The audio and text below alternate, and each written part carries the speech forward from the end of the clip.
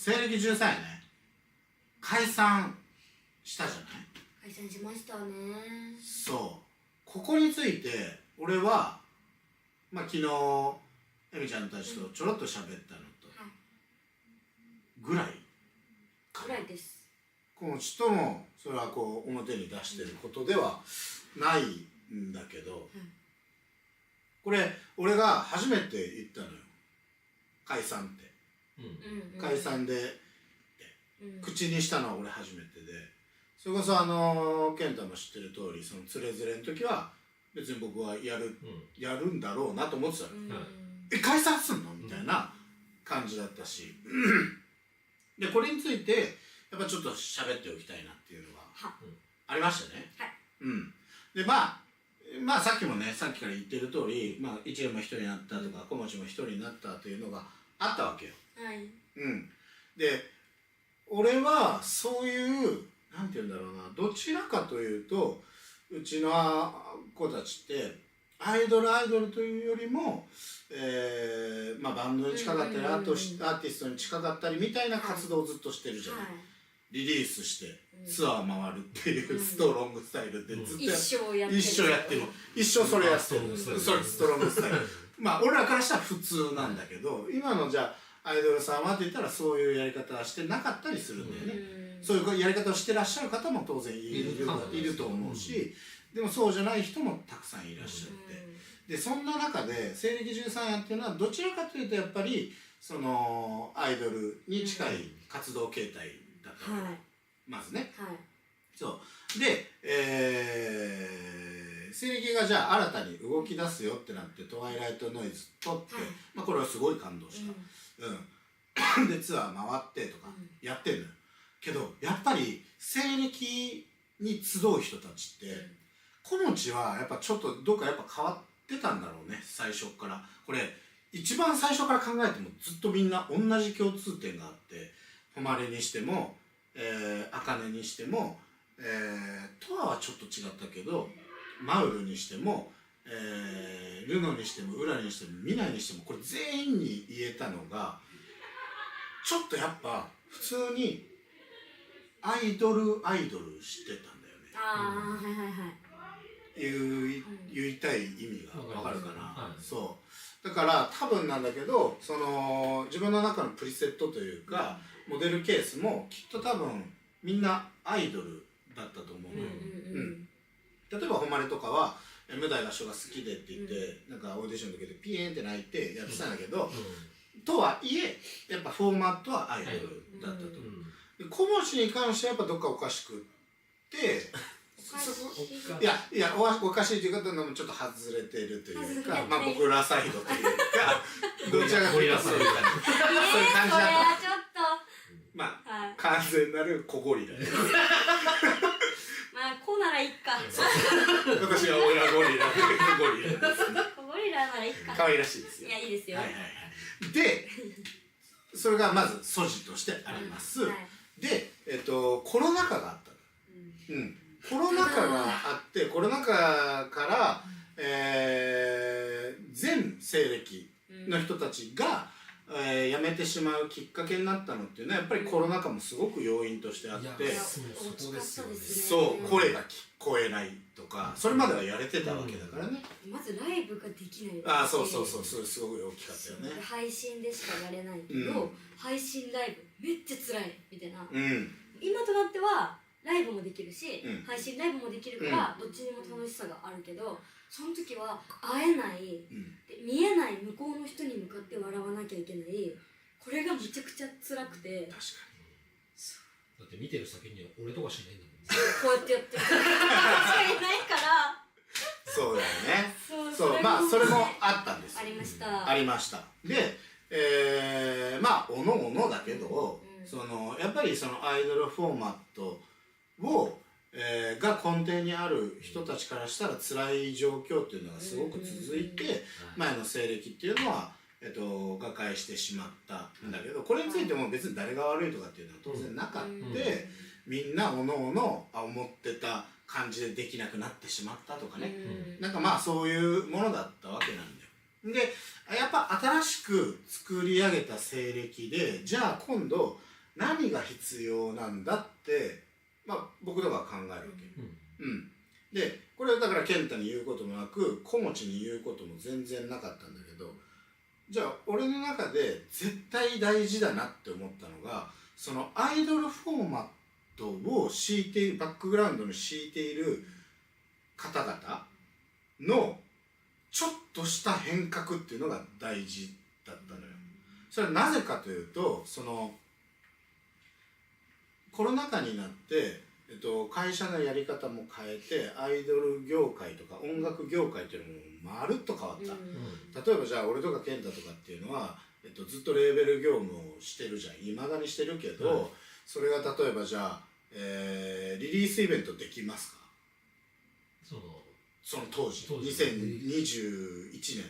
2年できないですね。できなかったですよね、そうリリースイベントはできなかったのよ、そうでもそれまでの前期にしても西暦にしてもどのグループにしてもリリースイベントやってたわけ、じゃあ今日はタワーレコードでとか、今日はじゃあビレッジヴァンガードで HMV でってやってた、それはやり方の一つだったんだよね、そうでもこれがなくなった、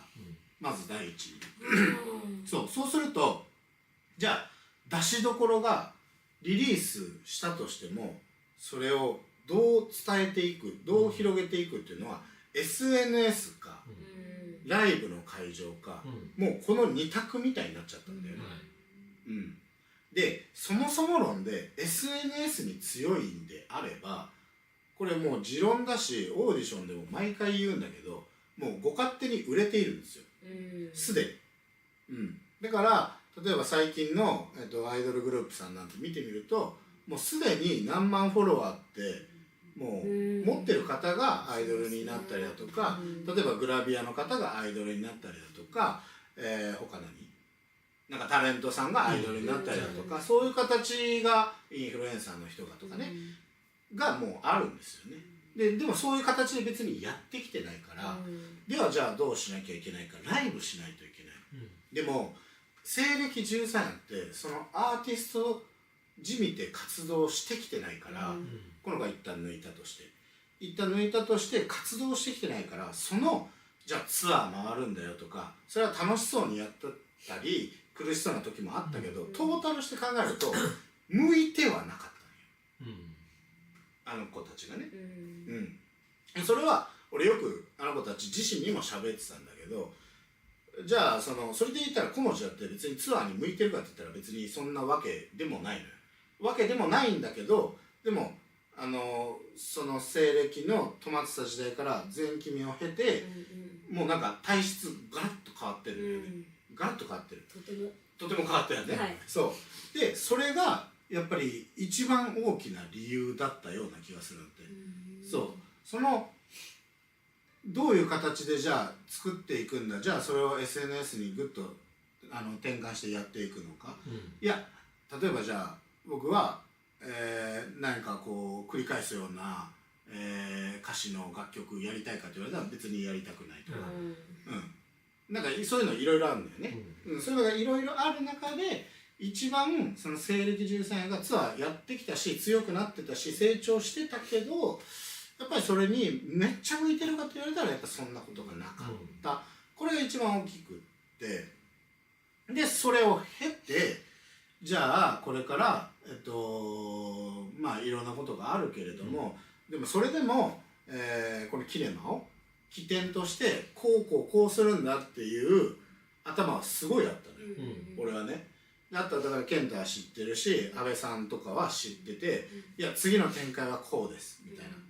な、なんならキネマで品川インターシティホール発表って決めてたんよ。決めてました。いましたよ、それにいたよね、そうこのうちはいたって決めてたの。でも決めてたけどやるにしてはいわゆるその今僕らがやってるようなこと、前君がやってるようなこととかっていうのをやっていかないといけない、でもそれをやるには体力も気力もめちゃくちゃ大事なわけだ。でそれに即したメンタルだったり人たちだったりじゃないと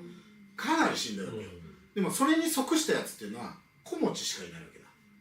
で決してうらりが頑張れないとか未来が頑張れないとか、あの当時のルノが頑張れないとかではない、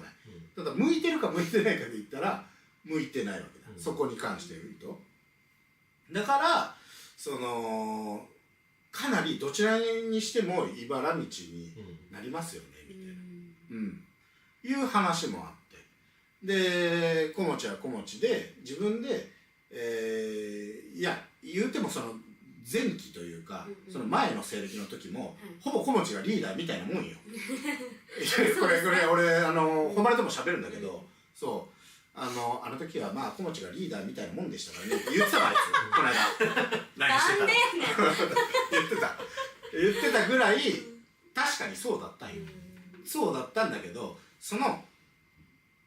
本当にそうなった時は当然ながら今は前期でめぐちゃんを見てる、だからめぐちゃんとは当然子持ちは違うけど、同じようなことはしなければならないであろうっていうプレッシャー、それから、全然前期のメンバーとは全く違う要素を持っているふわふわ宇宙人の人たちをほぼ同じようなフォーマットの上に乗せなきゃいけない、しかも一人でそうというのはむちゃくちゃ大変だったよ、実は。そうでそれはまあ見てた俺ね、からすると頑張ってはいる、みんな全員ね、全員頑張ってはいる。で一人一人なりに頑張ってはいる、でも一人一人なりに頑張ってはいるが、このフォーマットに載せるにはかなり無理しているなみたいなのは感じてたよ。健太はどうそこ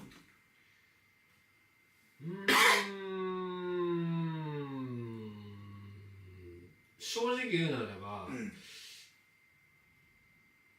やっぱその持ってるメンバーの適性に合わせたマネジメントは僕やっちゃってましたね。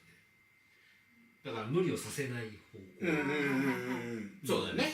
そうなるんだって、で俺もそうしてた、だから西暦の子たちからしたら、この前期の子たちじゃないよ、この後期の子たちってこれ前後期で分けるけど、後期の子たちからしたら俺多分めちゃくちゃ優しい人だったはず。本当ですよ、前期の人はめちゃくちゃ厳しい人から優しい人にこうちょっとずつなっていったっていう多分イメージだと思うんだけど、後期の人はもう最初から優しい人な感じだったはずなんだよね。そう、どっちかっつったら俺の方が厳しい人だったと思います。あ、そうなんだ。健太の方がよくいたからかな。私最初は結構叱り飛ばしてたんで、でさっき言ってた社長の言う、フォーマットに載せることが無理を生じてしまうなっていうのを感じたので、少しずつちょっと軌道修正というか、マネジメントの方針を変えていったんですよ。変えて方が伸びるかなと。いや実際にツアーを、繰り返していった時にとっても成長はしたのよ、ライブなんて本当にそうで、俺成長ツアーの時なんてマジで、ルラリにしてもミナイにしてもめちゃくちゃ褒めたし、ルノにしても、ルノは初めからある程度できてしまってたところがあったから、その伸びしろで言ったらウラリとかミナイの方があったからね、その時そんなに褒めたりはしてないんだけど、でもまあ頑張ってやっていたし、なんかそれっていうのはすごくなんかね、やっぱりこの解散を決めた決め手の一個として時代みたいなものってあるなってめっちゃ思ったんよ。これが西暦13年がこの後期からだけだったらやれてたと思うよ。逆に言うとこの前期を知ってきたお客さんと、それから子持ちがおって、これは悪いことじゃないよ、その人がいて、その人たちがいて、で新たにじゃあ全く違うものを作り上げましょうっていうのは、それは違うよなってやっぱなっちゃうからね。だからそうでそれを変えていくことを良しとするのか良しとしないのかっていうのを踏まえて、なんかウラリにとってもミナイにとっても子持ちにとっても本当に呪縛になると嫌だなと思ってたの。ら俺いつもさ自分たちで作った曲大好きマンだから曲残したいから解散なしでって言うんよ。けどね解散でってなったな。早かったっすね。とってもね。それこそ一年いたわ。いたなんでそのいたきっかけになる日があって、その日に下北のガストで喋ってたんだよね。そうです。ライブがあって昼に、でライブが終わって、その後にちょっとみんなでご飯でも食べようみたいな感じになって、でその時一年お手伝いしに来てくれてて、一緒に行ったんですよ。でそこでいろいろ話しましたよね。なんだっけ、ソアニか。ソアニが、休んだのか。もうその日には辞めるっていう感じになってて、飛んだじゃん。そうです、も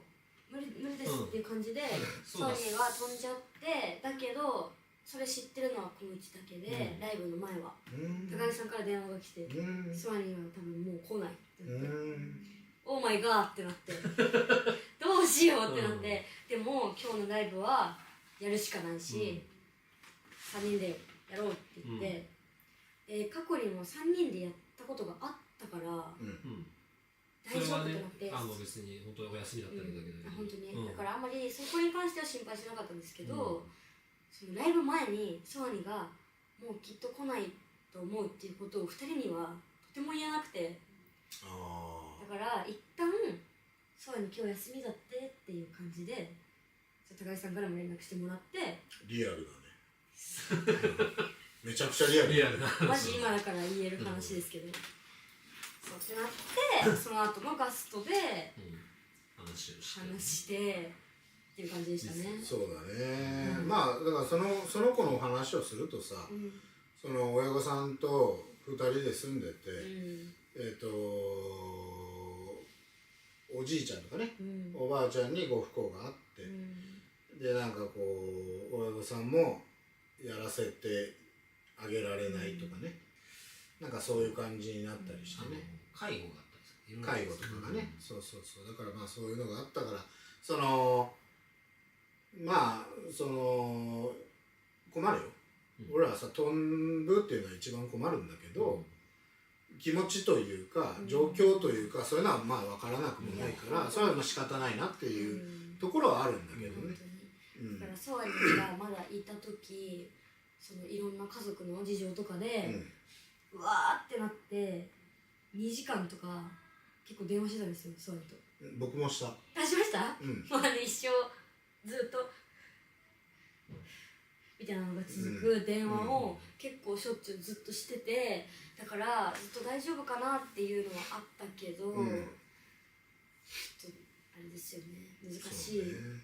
話ですよね。そうね、だからまあそういうのがさ、ギアがやっぱりこちょこちょってずれていって、だからそれまでっていうのは僕らは当然ながらそのキネマ、だからキネマの前の15公演の無料ライブ、そしてキネマでぶち上げる品川、それは前期の品川を優に超えるような素敵な公演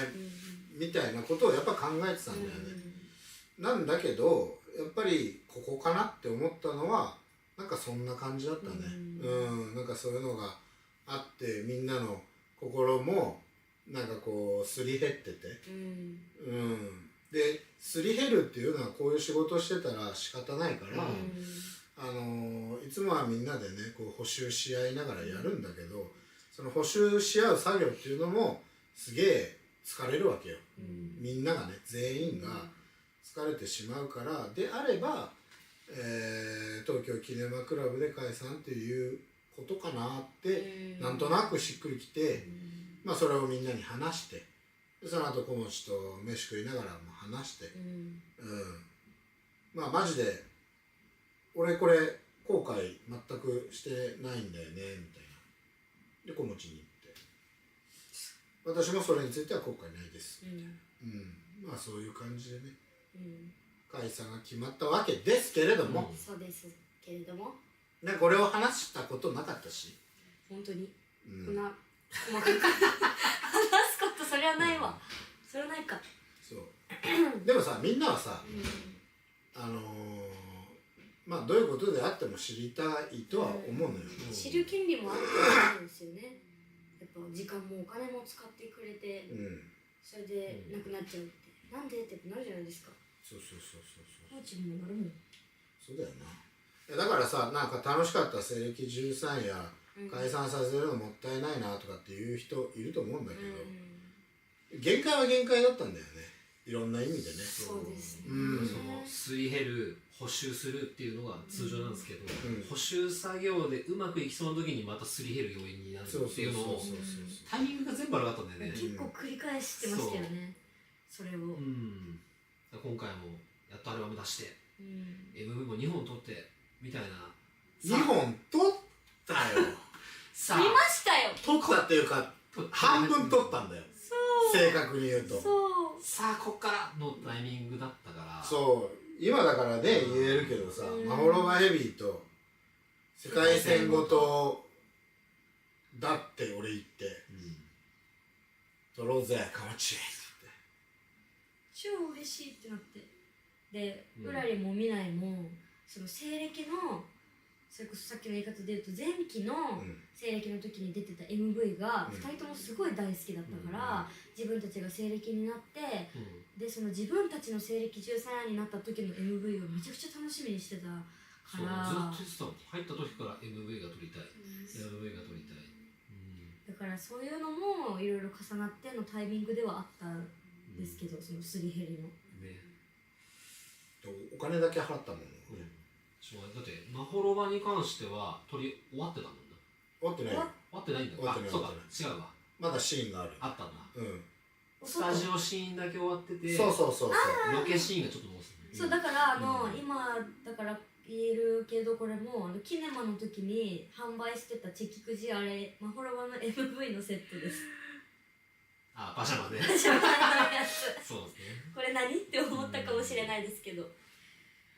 見てほしかったな。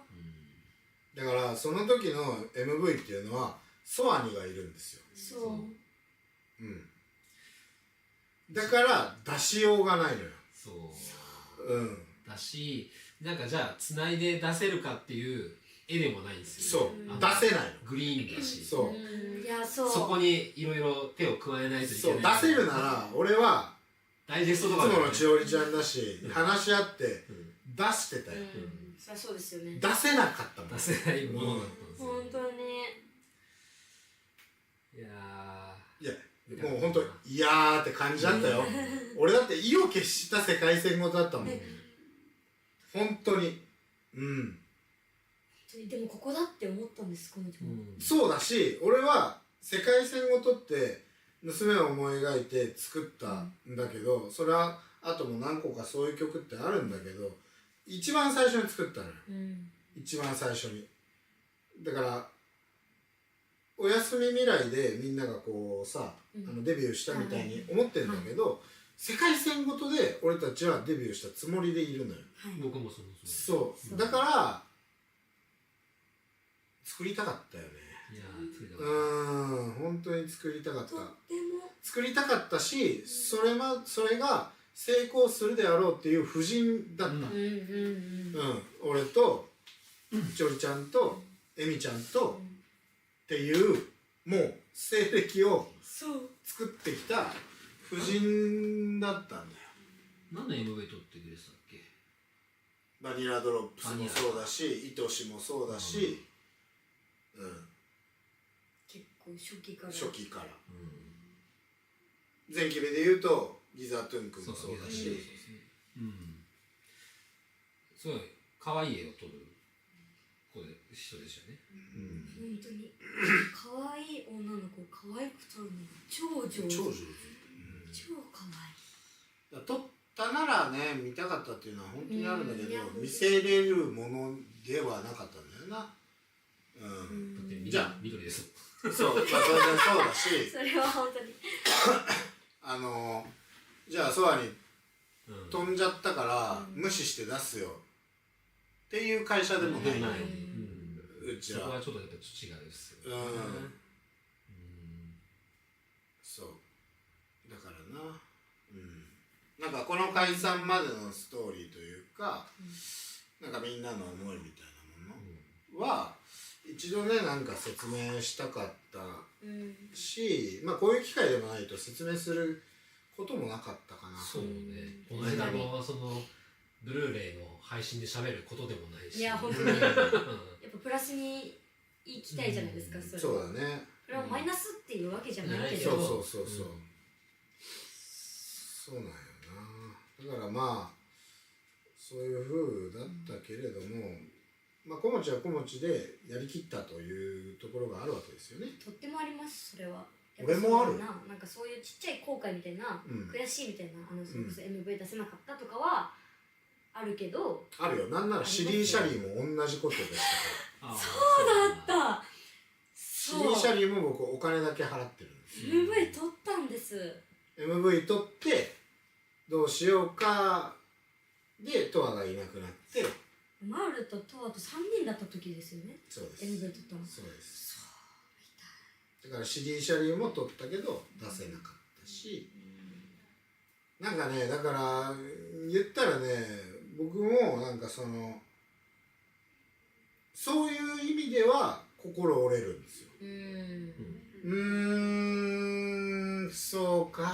ーみたいな。なるほどねってなって、そう全体的にさ心が折れたりすることはないし、それでじゃあやめようとかってなんないんだけど、頑張ってすごく気に入るもの作ったなとか、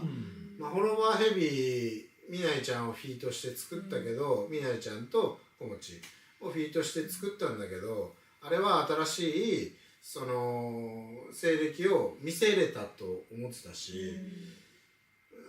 そうか。そして意を決して絶対撮りたいって思ってた世界線ごともそうかみたいな、いろいろねやり取りをしてましたもんね。これどうにか一部分だけど撮り直して、